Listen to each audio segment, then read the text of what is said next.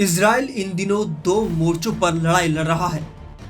एक तरफ हमास के साथ जंग जारी है तो दूसरी ओर यमन के हूती विद्रोहियों के मिसाइल हमले भी इजराइल के लिए बड़ी चिंता बन चुके हैं। यमन से दागी जा रही हूतियों की फिलिस्तीन 2 मिसाइलें सैकड़ों किलोमीटर दूर इजराइल की जमीन पर गिर रही हैं। इन हमलों को रोकने में इजरायली एयर डिफेंस सिस्टम भी नाकाम साबित हो रहा है। हाल ही में हूती विद्रोहियों ने इजराइल में बेन गुरियन एयरपोर्ट और हाइफा शहर में एक बिजली संयंत्र पर फिलिस्तीन 2 मिसाइल से हमला कर दुनिया को चौंका डाला।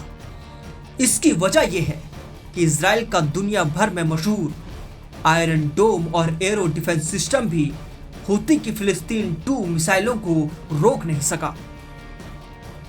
अब आपको बताते हैं फिलिस्तीन 2 मिसाइल के बारे में।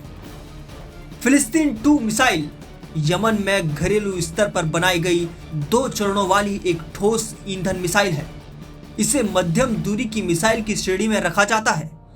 इसकी अनुमानित रेंज करीब 1150 से 2150 किलोमीटर के बीच मानी जा रही है और इसका वॉरहेड पेलोड लगभग 500 किलोग्राम का है।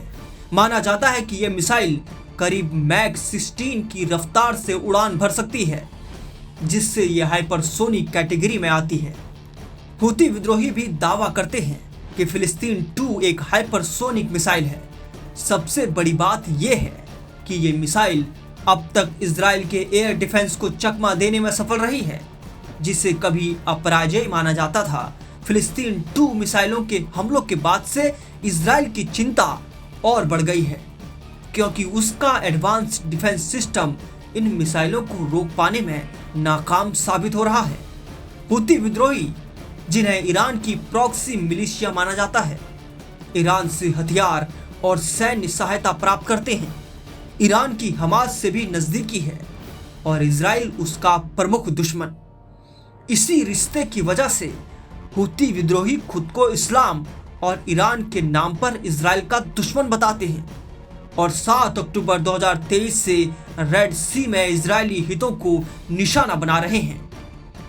हूती हमले फिलहाल थमते नहीं दिख रहे हैं और इजराइल के लिए ये एक नई सैन्य चुनौती बन चुके हैं, जिसका समाधान सिर्फ हवाई सुरक्षा नहीं बल्कि कूटनीतिक और क्षेत्रीय रणनीति भी तलाशना होगा।